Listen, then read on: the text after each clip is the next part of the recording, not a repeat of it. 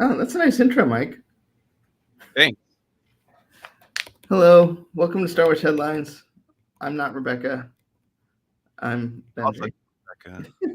Rebecca. Rebecca is on vacation, so good to her. But Mike's still here because what's the point without Mike? So, hello, Mike.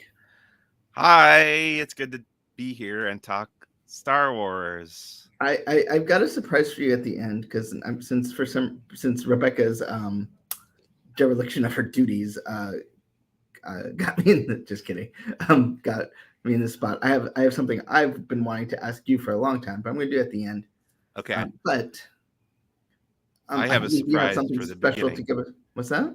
I have a surprise for you in the beginning. It's an unboxing of an action figure that I pre-ordered many months ago, and they finally sent me. It's Fennec Shand from the Book of Boba Fett, aka Ming Na Wen herself. We're gonna open Disney this up. legend now one. This Disney legend Ming Na Wen. I was there in the room when she got her Disney Legend Award. So she's in Disney Animation. She's in the Marvel universe from Agents of S.H.I.E.L.D. And she's in Star Wars from The Mandalorian and the Book of Boba Fett. So there she is. Put the helmet on her. It's got a removable helmet. It's got no holster, which is the other feature that I always like to see. But she does have a rifle. And that's pretty much it. Those Hasbro figures are getting so good. Oh, yeah. It's a nice looking figure. Very detailed. Oops, put the... There she is. Oh, don't mess with her. Yeah, she's an assassin, bounty hunter. She'll take you out. So, as we're kind of in the calm before the storm, I think, when it comes to Star Wars news, but that doesn't mean there's no Star Wars news because there's always Star Wars news. But, well, why don't we go ahead and get started with sort of the. Would you say this is the biggest thing happening to Star Wars the next month? We got a lot, but do you think this is the biggest thing with Star Wars Celebration? The safety thing? No. Star Oh, Wars just the Celebration convention event. in general? Yeah. That's where everyone is everybody's getting ready for Celebration right now, expecting a lot of news and excitement to come out of that event. They've been announcing more guests every week, what celebrities are going to be there, what panels are going to be happening. But today we got news about an update on the safety guidelines, health and safety guidelines. And when I first saw the headline, I thought it was going to be a tightening of the guidelines. It's actually a loosening of the guidelines because previously, I believe it was you had to show a vaccination, proof of vaccination to get in. Now it's going to be proof of vaccination or a negative test. Is that correct And to your face coverings are understanding? still going to be required, which is interesting in Yeah. just in that I was just at a Read Pop Star Trek convention, and face coverings were not required. Oh. But they do have, I think, probably on the more, and one that's particularly exciting. Whoops. You've got Sam Witwer, uh, best known for playing Darth Maul in the Clone Wars and Star Wars Rebels. Katie O'Brien here on the right, who played Moff Gideon's officer in a few episodes of Mando. And then the big sort of happy news is Matt Lanter is going to, who voices Anakin Skywalker in the Clone Wars, will be there. And this is great because last we heard about him, he was having emergency surgery. That's right. I forget what the surgery was for, but yeah, it was an unexpected thing, and it's good news to hear that he's recovering enough that he's going to be available to attend the convention. So yeah, I mean I'm happy he's going to be there, but I'm more happy that he's in a place where he can. Yes, both. Yes, agreed. And then, speaking of Disney Plus, we got word that Spider-Man Into the Spider-Verse co-director Peter Ramsey will be directing at least an episode of Star Wars Ahsoka. We don't know exactly how much, but I mean, I love the Spider-Verse movie, so hopefully that'll translate well. Although, can you imagine a Star Wars live action director coming from the animation world? No. It has happened before, and I also enjoyed that Spider-Man Into the Spider-Verse film. So I think this guy could probably do a really good job. I'm looking forward to his episodes. It doesn't always translate. Um, I think John Carter is an example where it didn't quite click. But it's not necessarily what's that guy's name? Peter Ramsey. No, the John Carter director. Oh, understand. Yeah, it's not necessarily his fault that movie didn't work, but yeah, well, hopefully this guy will do a great job. Then going kind of spreading the gamut here, we're going from live action to and animation to publishing. With we got some news coming out of the Star Wars High Republic show. Yeah, so yesterday we got I think it's every other month we get an episode of the Star Wars The High Republic show on the Star Wars YouTube channel. And the big news coming out of this month's episode, because we're kind of in between phases right now. Phase 1 has ended. We're waiting for Phase 2 to start in the fall, but they have given us a new book cover for the Phase 2 novel. It's called Star Wars The High Republic. I'm blanking on the title. What was the title of the book? Something about I don't know. Path of Deceit. Path of Deceit. Yeah, that's right. So we've got the cover for that. They revealed a couple characters that were going to be in that as well. There's if you go down a little bit more, there's concept art for one of the characters. I think it's going to be Marchion Ro's ancestor. Because Phase 2 actually rewinds time another 150 years from where we were in Phase 1 of the High Republic. Which is interesting because, I kind of felt like we were going back in time to kind of the sweet spot that they wanted, and then it's like, nope, we're actually going further in time. Yeah, so that threw me for a curveball. I'm very intrigued by that decision, and I'm looking forward to seeing what they've come up with for this Phase 2 stuff.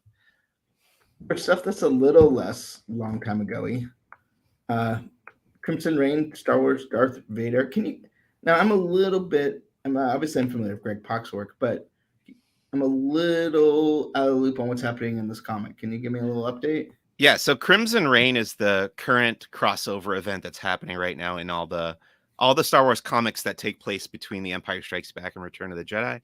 And Crimson Dawn is the name of the crime syndicate that appeared in Solo, a Star Wars story, and was being run by Darth Maul at that point. But at some point in the timeline, Kira, Han Solo's ex-girlfriend, took over, I guess when Darth Maul got killed by Obi-Wan Kenobi in Star Wars Rebels. But so Kira's in charge of Crimson Dawn. It's between Empire and Return of the Jedi, and Crimson Dawn has agents in basically every faction in the galaxy, including the Empire, including the Rebel Alliance, including all the crime syndicates. So they basically have sleeper agents working all over the place.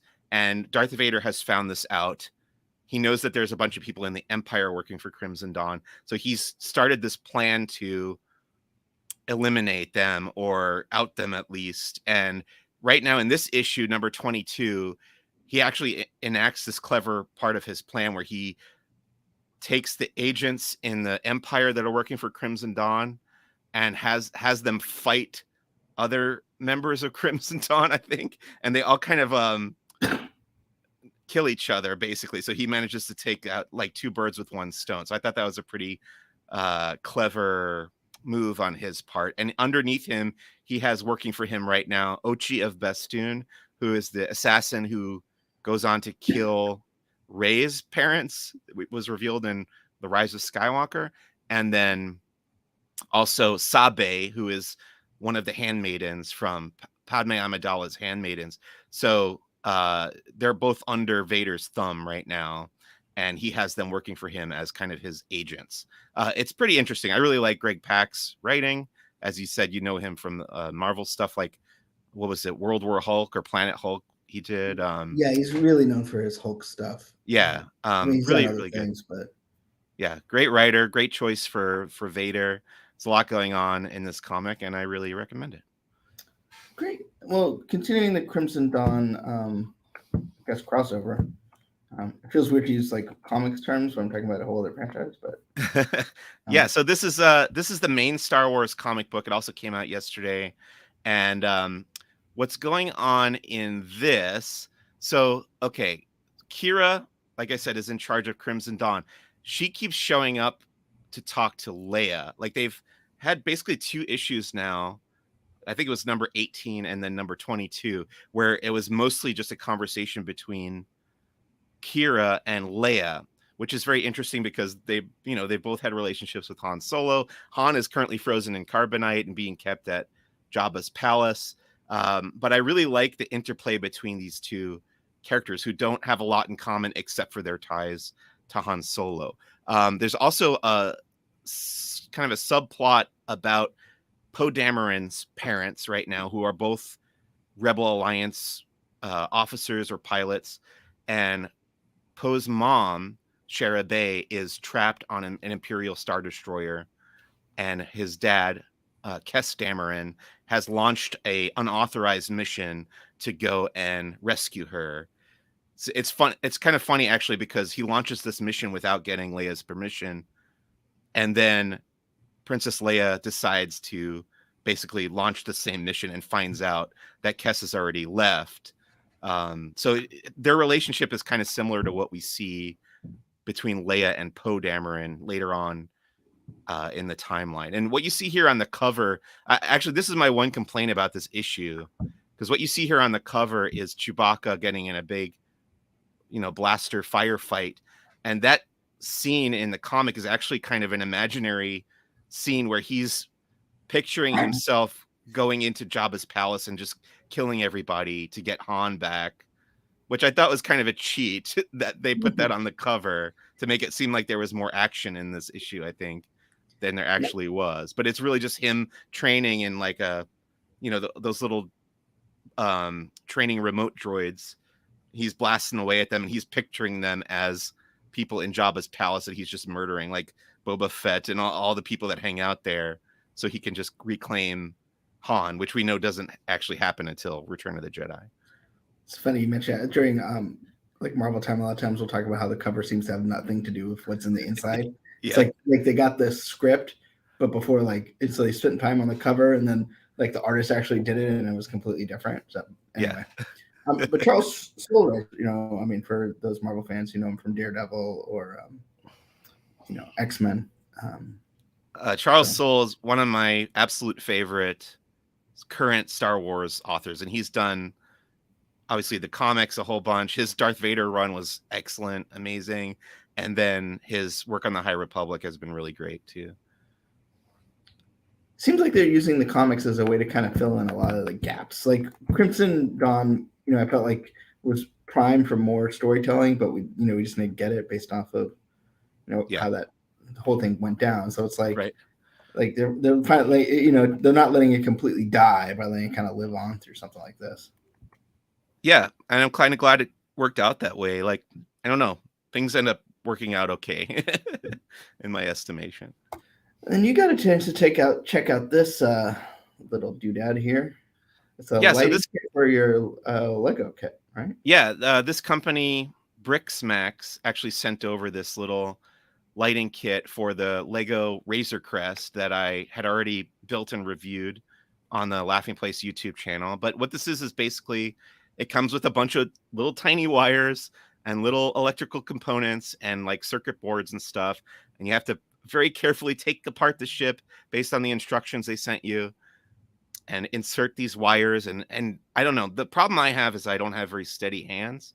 It's tough enough for me to do Lego, but that at least the Lego pieces are big enough that they kind of guide themselves, but this is really for somebody with both experience working with electronics and wiring and stuff like that, and somebody who has steadier hands than I do. But I ended up doing okay. I think it ended up looking all right. I did sever one of the wires when I reassembled that other engine. You can see there on the left side, one of the lights is not working because I did that wrong. But I think the end result if I had done it perfectly, it would look great. But even in my sloppy putting it together, I think it looks really neat. When I turn it around to see the back, you'll see the kind of afterburner effects coming out of the rear engine, and that ended up being my favorite part.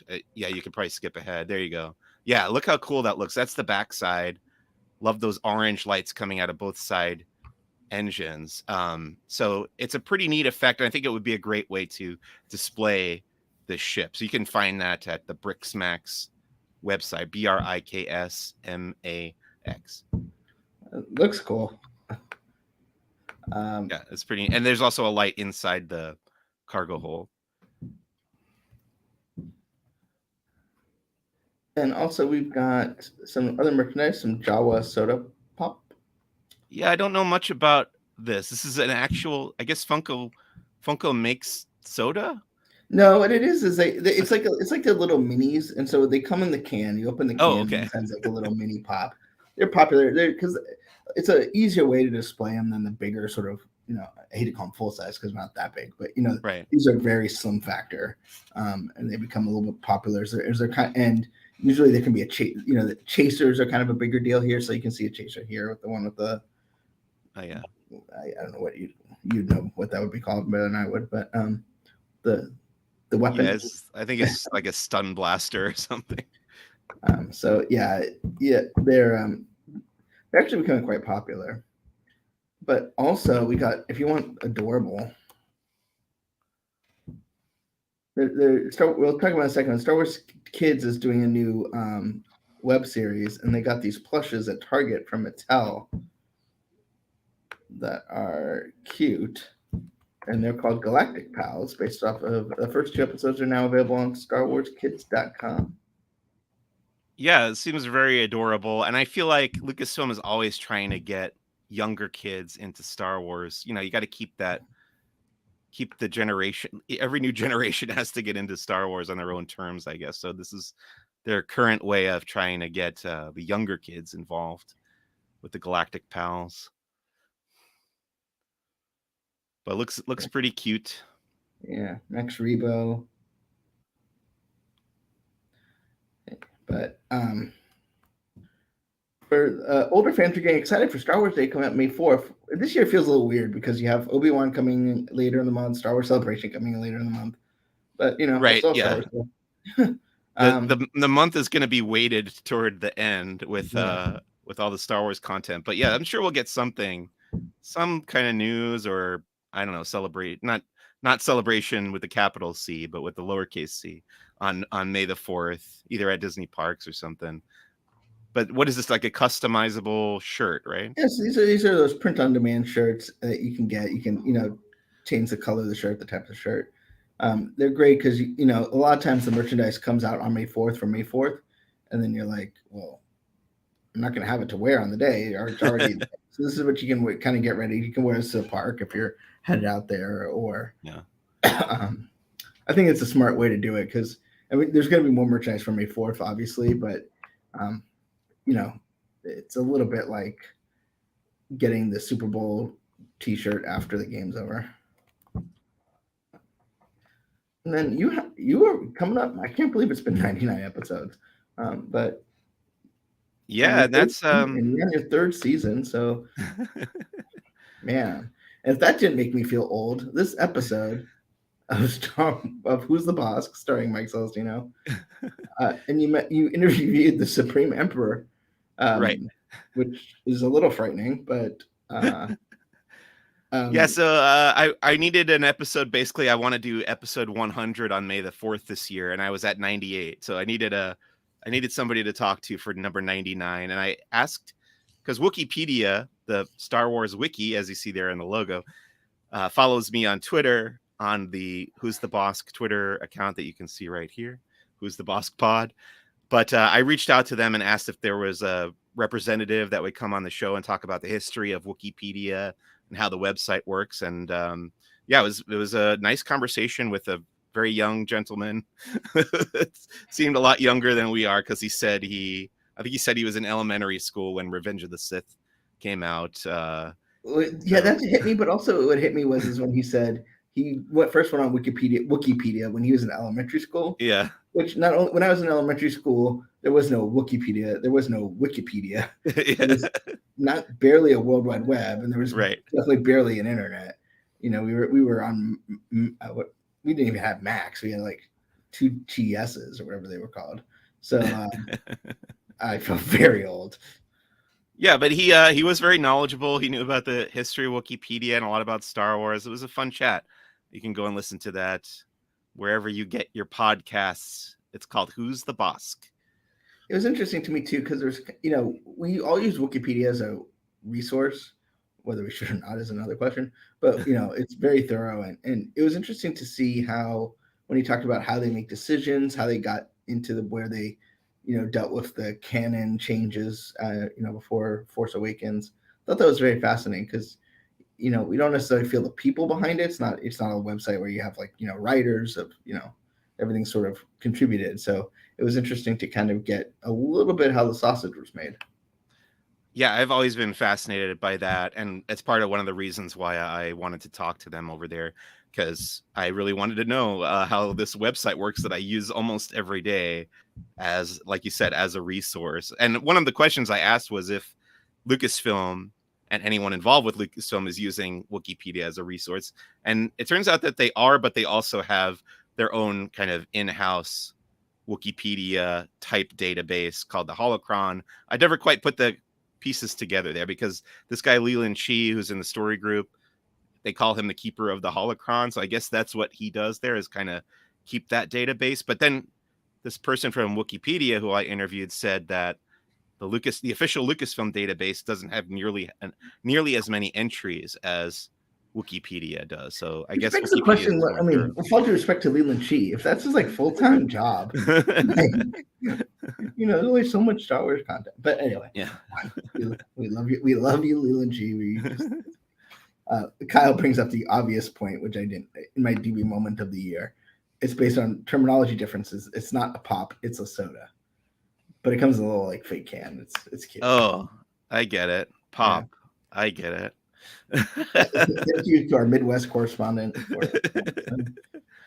So I don't get to listen to Who's the Bosk every week. It gets busy around here, but I listened this week, and you've probably done this before, but I didn't listen to the episode where you did. So I want to ask you the 5 Star Wars questions. Okay. Yeah, I have done it on the show, but I'll be happy to answer it again. Number 1, how do you get it? What's your earliest Star Wars memory? I actually had Star Wars toys growing up before I really even saw or remember seeing the films. Like, basically, my family would just get me toys from any franchise that were out in Toys R Us or wherever they would go to buy gifts for me, like when I was a child. So I had a few, like I remember I had the squid face guy from Return of the Jedi from Jabba's palace growing up, and I didn't know where he was from. And I had a Darth Vader with like the telescoping lightsaber. I don't know where they are now. I think I either sold them at a garage sale or whatever. But yeah, the toys were my first memory. And I really, you know, it was one of those things where my mom actually actively tried to get me into Star Wars. And it didn't really take until I was about 11 or 12. Like, that's when I first started really getting into it. And that was because of the Timothy Zahn novels that started coming out. And I kind of realized, oh, there's more to this than just the movies. And that kind of piqued my interest, that like after the movies, you can go and explore all these other stories. And that's really what I love about Star Wars, is that it's not just a series of movies. It's really this whole universe of storytelling that you could probably, if you started now, you could probably spend the rest of your life, depending on what your age is, consuming Star Wars content without stopping and never finish, because there's just so much of it. You're drawn into the world building. Yes. So I'm surprised that you couldn't stand Galactic Starcruiser. I'm just kidding, but like that, I mean, that really takes it to a whole. I mean, it's one thing to have a novel that ties into a book, which at a point was revolutionary, right? Like a canon book, not like right. There's always books that kind of spin off that don't matter, but like a book where someone actually paid attention to make sure it fits. Yeah, attention to detail is the other thing that really attracted me to Star Wars. Like, I remember I would get toys of the Millennium Falcon, and I would be amazed that the details were always the same, no matter the scale of the toy, all the little like greebling details all over the ship were always the same. Like somebody must have had a blueprint or a schematic of what the ship actually like the layout of the ship, and they always got those details right. And that really like somebody was paying attention, like you said, keeping all that stuff straight. So that really drew me into the franchise. Okay, we're gonna rapidly get into you telling me what the questions are, but I believe what faction would you be a member of? Well, I do favorite movie Favorite next. movie? Okay, there we go. Okay, Empire Strikes Back next. You want me to talk about why? I know David has like given you analytics, like a sabermetrics Yeah. of the 5 Star Wars question. Yeah. Is Empire just like far and away just blowing people like? I would say it's probably 60% Empire if I had to guess, and then like almost every other person that hasn't picked Empire has picked a different movie. Like there's no clear front runner. Maybe A New Hope might be Caravan of second. Courage? Caravan, I don't think that one has come up. But yeah, it's like 60% Empire, maybe 10% A New Hope, and then the rest are just like individual, like Rogue One or Attack of the Clones I've gotten, and yeah, it's all over the place except for Empire, which is the clear leader. And to me, the reason why I love The Empire Strikes Back is that it's the one that feels the most real to me. Like when I watch that movie, I feel like I could step through the screen and into that world, and it would fully exist around me. But that's what appeals to me the most about Star Wars, and I think Empire has come the closest to realizing that. What's next? Favorite character? Favorite character? Well, my joke answer is Bosk, because Bosk, well, it's kind of a joke and kind of not really a joke, because Bosk literally appears for like 3 or 4 seconds of screen time and has one line of dialogue that's not in basic, or as we call it, English. But Bosk also represents another thing that I really love about Star Wars, which is that you can take any character that has a very almost insignificant appearance in any of the films and zoom in on them and have worlds of storytelling just built around that one character. Bosk has had short stories and comic books, and obviously the toys and video games and stuff. So that's represents that thing that I love about Star Wars. But my real answer is Han Solo. He just, I think Han was he's kind of the audience surrogate in the first movie, whereas Luke is the protagonist, but Han is he's the cool guy who steps into that world and doesn't really buy into what's going on right away, which I think is what a lot of people picture themselves as. And I always say Luke is the guy that I was when I was a kid, but Han is the guy I wanted to be. So I think that's, I always tend to gravitate toward that type of character. I think Peter Venkman in the Ghostbusters, Bill Murray's character, is kind of in that same family where he's kind of too cool for school, doesn't really buy into the world around him, and I love seeing that kind of character react to a fantasy environment. Now you got me wondering who I am, which character I most like, and which character I wish I was. I feel like the character I most like is the guy who gets like the random empire general that gets force choked after like screwing up. And I wish I was Palpatine, but yeah. Okay, is it next? Now we're up to faction. Yeah, faction. Okay, scoundrel, right? I don't know if I'd say scoundrel. So, as you know, I have recently written myself into the Star Wars universe, not necessarily in the canon yet.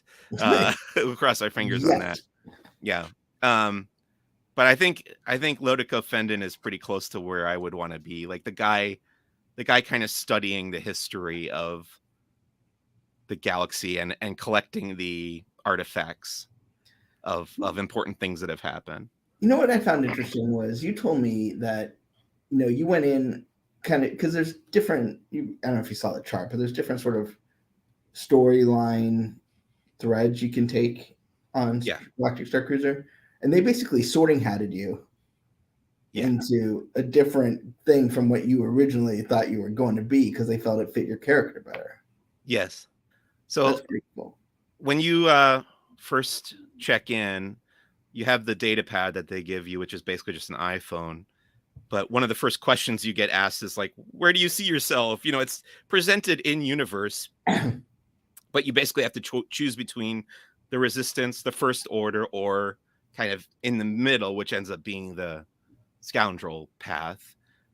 And I picked Resistance because that's the side that I felt like my character would most identify with or whatever. But I think the people who were paying attention behind the scenes, because I had made this little short film and written this prose backstory for my character, and it turns out somebody there had come across that stuff somehow.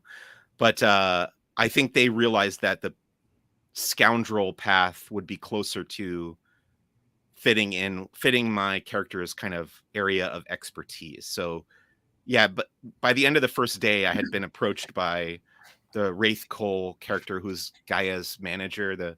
Gaia's the Twi'lek singer on the ship, and Wraith Cole is her manager, who's kind of he's sort of closest to what you'd get from like a Han Solo type character in the story of Galactic Star Cruiser. And he recruited me for this kind of heist style mission that took place on day 2. And we haven't gotten up to that yet in my video series, but when we do, I think you'll see how they kind of crafted that or adjusted it a little bit to fit who my character was. And it really felt very, very rewarding. That's really cool. Yeah, it was super neat. The more I think about it, the cooler it is, because this is going far beyond ET saying your name. Oh yeah. And then finally, your favorite Star Wars possession or an impression? Yeah.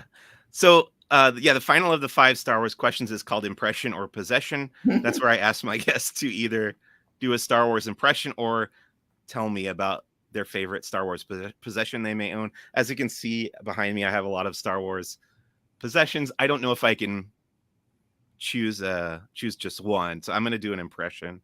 Oh. And I kind of wish I had brought my water, but this is R2-D2 screaming.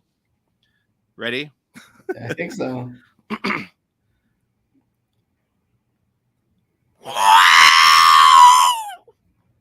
That is impressive. I wish there was something in my life I could do as well as you just did that. Unfortunately, there's not.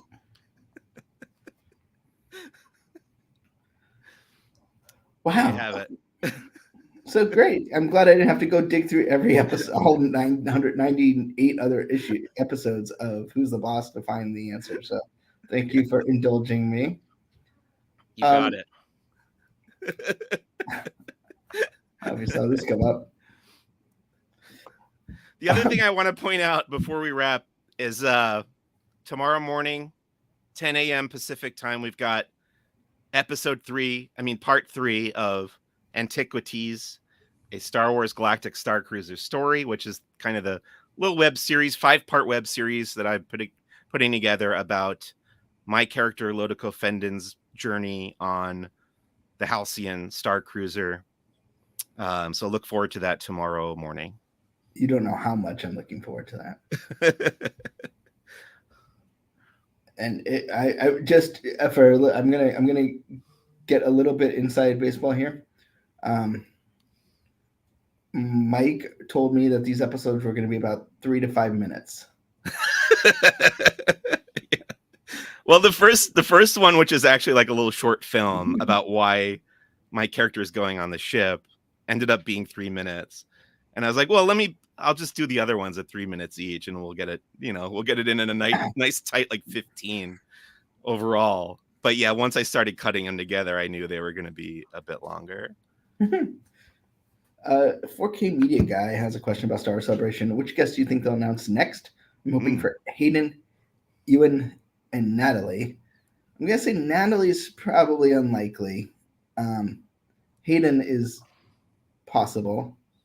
Ewan will probably be there, but not in a autographs kind of way, more of an promoting Obi-Wan, which premieres the next day on Disney Plus. If you couldn't figure out why they delayed Obi-Wan, you don't work for Laughing Boys, because it was pretty obvious to us when you have our staff calendar.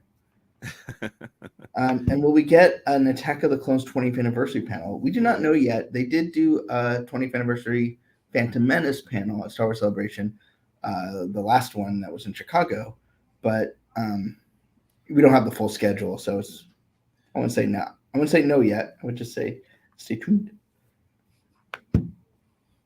If Hayden was at C2E2, I think Celebration has a shot. Yeah, same company too. I would think it's not unlikely, but especially since he's in the show, right? He's in Obi-Wan, so I would say it's pretty likely. Been officially announced that Hayden Christensen is coming back. Yes. Have they explained is he? Because this takes place. Yeah. Okay. I mean, your guess is as good as mine. You don't. I mean, not that he's you don't give Hayden Christensen money, whatever that is, for him to just be walking around in a black suit, voiced by James Earl Jones or somebody. So interesting. We'll find out in a month and a half. Yeah. So anyway, we should be expecting more Star Wars Celebration news. You're coming up in a couple weeks. You'll have your what's it called, Brotherhood? Yes, I just finished reading Star Wars Brotherhood, which is the new novel that takes place at the beginning of the Clone Wars, just after the events of Attack of the Clones.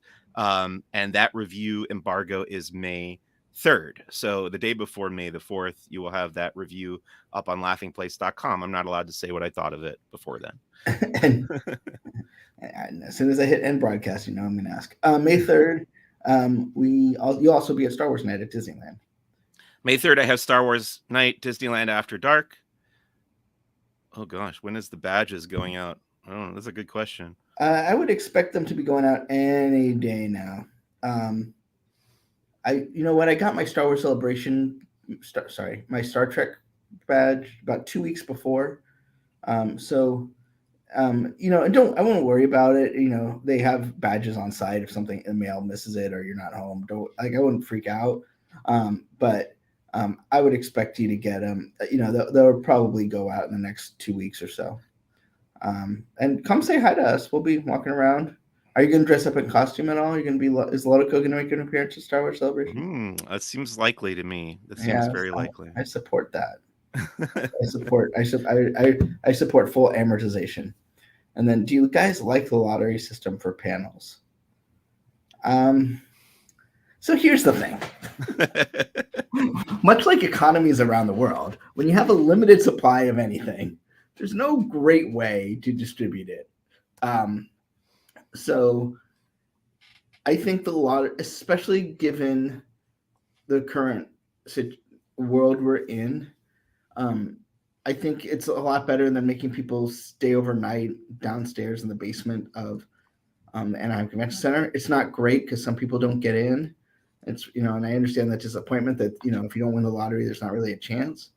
But I think it's better than, that than staying up all night on a crowded cement floor waiting. Not ideal, but there's just too many people who want to go see it, the stuff.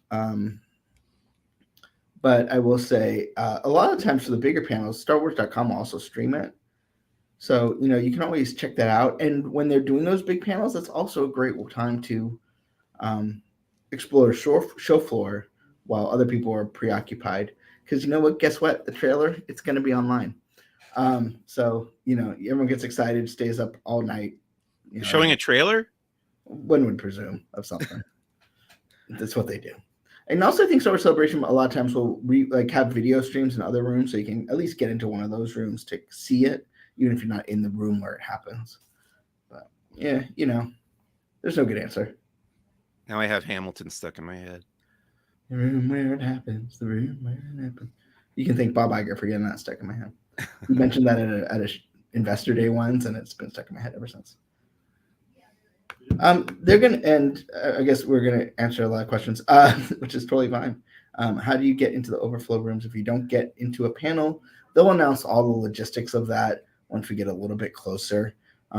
Maybe actually, Mike, we should do a special sort of before celebration tips and tricks stream. Oh yeah, well there will be an episode of Who's the Boss that's a celebration preview. Yeah, sometime in May. I think especially this time, a lot of things are happening a little bit closer, just because the pandemic. It's been hard to lock things in, based on changing guidance and all that stuff. So they'll give you all that information. Usually about 2 weeks out. There'll be the app, which will have all that information as well. And you can always hit us up on Twitter if you have a question. We'll do our best. We know people. So you got a lot going on. And not to mention you're going to the parks a lot. Yep. It's getting to be a busy time. You're going to go give Darth Vader a hug or Kylo Ren a hug? Oh, that'll be interesting. That's Monday, right? Yeah. When we're loosening the restrictions. Tomorrow I'm going to hit up Universal Studios Hollywood, I think, to check out the Super Nintendo store, right? Yeah. Is that what that is? Sure. And then Monday I'll be at Disneyland for the hugs. Be careful. Yeah. And then anyway, happy Easter, Mike. I don't know what they celebrate in the Star Wars galaxy besides Life Day, but is Easter this weekend? Yep. Okay. It's on a Sunday this year. Okay. Anyway, thanks so much for joining us. We've got a lot happening, but the big headline is don't forget to tune in tomorrow at 7 for part 3 of Star Wars Antiquities. Yeah. Bye, everybody.